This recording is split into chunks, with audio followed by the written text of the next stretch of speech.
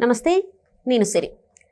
Sattenapalli YCP incharge అయితే అంబటి రాంబాబుని తొలగిస్తున్నారు. ఆ ప్లేస్లో మరి ఆళ్ల రామకృష్ణారెడ్డిని తీసుకొస్తున్నారని చెప్పేసి కొన్ని వార్తలు కూడా వస్తున్నాయి. ఈ క్రమంలోనే ఇది 2-3 రోజులలోనే ప్రకటించబోతున్నారని కూడా తెలుస్తుంది. మరి ఇందులో ఎంతవరకు వాస్తవం, అసలు ఏం జరుగుతుందనే అంశాన్ని మనకు వివరించడానికి మనతో పాటు ఉన్నారు ప్రముఖ రాజకీయ విశ్లేషకులు అంకమరావు గారు.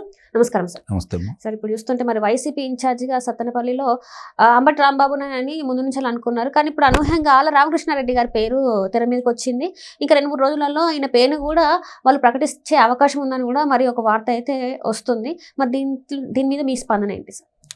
నిజంగా అదే జరిగితే ఆనందపడేవాళ్ళు మొట్టమొదటి వాడు అంబటి రాంబాబు గారు. ఎందుకే సార్ అట్లా? పరిస్థితులు అర్థమైపోయినాయి ఆయనకి, జనాభిప్రాయం తెలిసిపోయింది. మళ్ళీ వైసీపీ పార్టీ అనేది మళ్ళీ తిరిగి అధికారంలో కాదు కదా, ఈ 11 స్థానాలు కూడా దక్కే అవకాశం లేదని చెప్పని స్పష్టంగా ప్రజా నిర్ణయం ఉందని చెప్పని అంబటి రాంబాబుకి అర్థమైపోయింది. కానీ ఏ పార్టీలో వెళ్ళే అవకాశం లేదు కాబట్టి ఆ పార్టీలో ఈరోజు వాళ్ళ గొంతుకలా వినిపిస్తున్నాడు ఈయన, ఇంకా పేరు నాని గారు, ఇట్లా కొంతమంది. కాబట్టి ఏం చేయాలి అతనికి? వాళ్ళకై వాళ్ళు ఈరోజు అవకాశం ఇస్తే నిజంగానే ఎత్తున పాలు పోశారని చెప్పని సంతోషపడే మొదటి వ్యక్తి ఎవరు ఉన్నారంటే అంబటి రాంబాబే అవుతాడు. అందుట్లో ఎలాంటి సందేహం కూడా ఏం లేదు.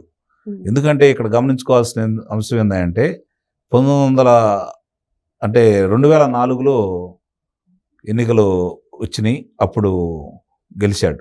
1989లో ఒకసారి గెలవడం కూడా జరిగింది. ఆ తర్వాత ఎన్నాళ్ళకు పట్టింది ఆయన అధికారంలో రావడానికి, వాళ్ళ పార్టీలో రావడానికి, మళ్ళీ ఆయన శాసనసభ్యుడు కావడానికి. ఇది గమనించుకోవాల్సిన అంశం. అంటే ఇన్ని జరుగుతూ ఉన్న సందర్భంలో అతను అధికారంలో ఉన్నా కూడా, మంత్రిగా ఉండి కూడా ఓడిపోయాడు కదా. ఎందుకు ఓడిపోయాడు? ఒకసారి ఆయన కూడా పరిశీలించుకోవాలి. రెండవది పార్టీ మీద వ్యతిరేకత, రెండూ కలిసి అక్కడ ఓటమి కూడా చవిచూడటం కూడా జరిగింది. అంటే అతను వేవులో ఉంటే గెలిచేవాడే తప్ప వ్యక్తిగతంగా గెలిచేంత సత్తా అంబటి రాంబాబు లేదనేది మనకి చాలాసార్లు నిరూపితమైంది అంశం. మరి ఇన్ని దృష్టిలో పెట్టుకున్న తర్వాత అతను గురించి అతను గొప్పగా ఊహించుకోవచ్చు. ఏది మామూలుగా వాగ్దాటి ఉంది కాబట్టి అతను ఉపయోగించుకున్నారు. మామూలుగా ఏ విషయం వచ్చినా కూడా ముందు ఆ విషయాలు తెలిసినా తెలియకపోయినా వాగ్దాటి బాగా ఉంది, ఎదురుదాడి చేయగలడు, అతని హావభావాలతోటి ఆకట్టుకోగలడు. అందుకోసం అని చెప్పి ఇప్పుడు దాకా అతను ఉపయోగించుకుంటున్నారు.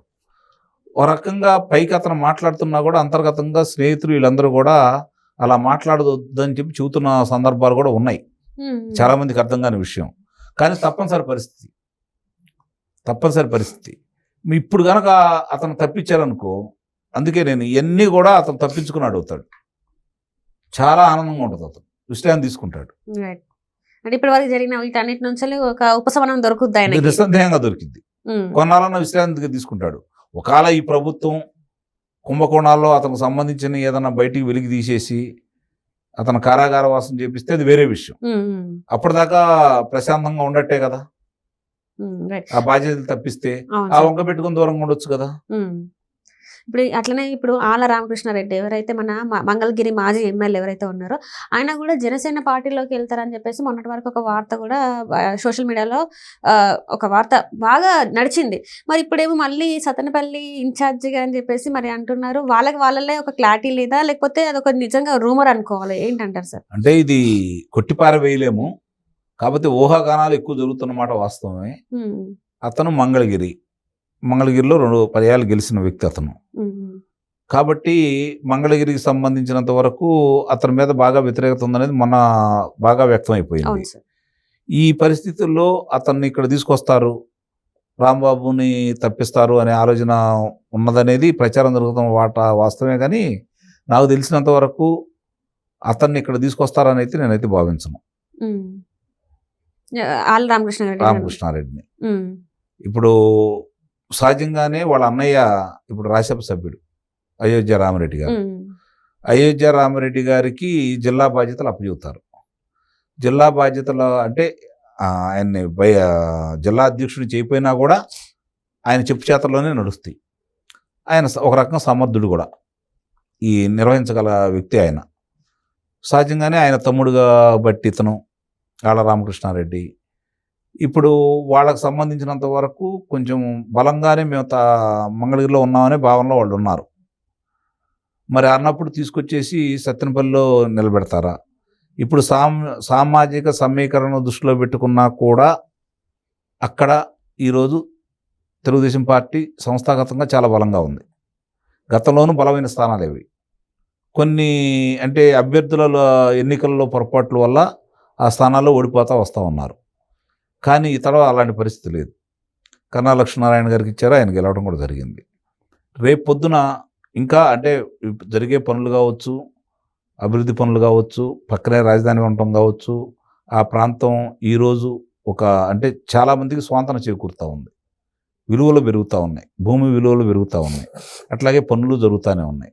మరి ఈ పరిస్థితుల్లో ఏదో జరగకూడని ఉపద్రవం వస్తే తప్ప నాకు తెలిసి మళ్ళీ వైఎస్ఆర్సీపీ పార్టీ అనేది అసలు ఇట్లా ఏ ఉపద్రవం వచ్చినా వైఎస్ఆర్సీపీ పార్టీ జగన్మోహన్ రెడ్డి అనే వ్యక్తి రాష్ట్ర అధ్యక్షుడిగా అంటే ఆ పార్టీ అధ్యక్షుడిగా ఉండి ముఖ్యమంత్రి అభ్యర్థిగా అతను ప్రకటిస్తే ఆ పార్టీకి పుట్టగతులు అనేది ఆంధ్ర రాష్ట్రంలో జరిగే పని అయితే కాదు.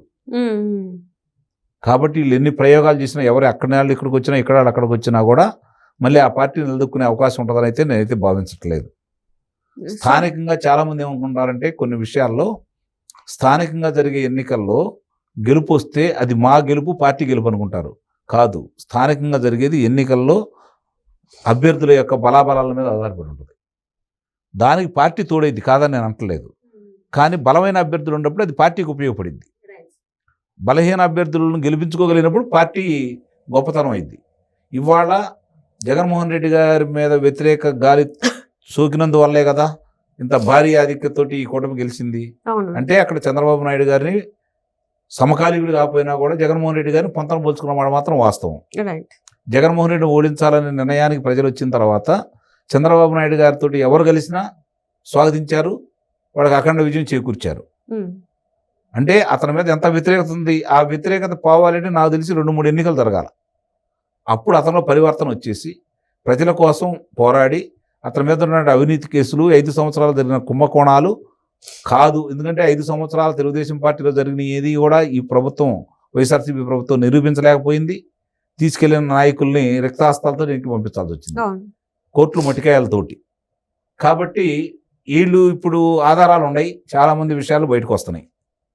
ఆ రోజు ఆధారాలు లేవు. చంద్రబాబు నాయుడు గారి మీద కావచ్చు, అచ్చెన్నాయుడు గారి మీద కావచ్చు, లేకపోతే కొల్లు రవీంద్ర గారి మీద కావచ్చు, పట్టాభి మీద కావచ్చు, ఇటు వచ్చి తల్లికి దేవినేని ఉమ్మ గారి మీద కావచ్చు, లేకపోతే దూడిపాల నరేంద్ర కుమార్ గారి మీద కావచ్చు. వీళ్ళ మీద ఎవరు వాళ్ళు నేరాలు నిరూపించలేకపోయారు. కానీ ఇక్కడ జరుగుతున్న దాంట్లో ఇప్పుడు నాయకులు, అధినాయకులు అందరూ కూడా ఇరుక్కున్నారు దీంట్లో, బయటకు రాలేని పరిస్థితి. ఈ పరిస్థితుల్లో జరుగుతున్న పరిణామాల్లో మళ్ళీ ఆ పార్టీ కలిసి మొగ్గు చూపాలి అంటే వాళ్ళకంటే అధ్వానమైన పరిపాలన చేయాలి. చేసినా కూడా వాళ్ళకి ఎవరు ఇక్కడ గమనించుకోవాల్సిన అంశం. ఎందుకంటే నేను మళ్ళీ ఎందుకు చెబుతున్నాను అంటే 5 సంవత్సరాల పరిపాలన చూశారు, ఒక తరం నిర్వీర్యం అయిపోయింది, ఒక తరమే నిర్వీర్యం అయిపోయింది. మళ్ళీ అలాంటి అవకాశం తీసుకొచ్చి పెట్టుకుంటారని అయితే ఎట్టి పరిస్థితుల్లో నేనైతే భావించట్లేదు. Right thank you so much.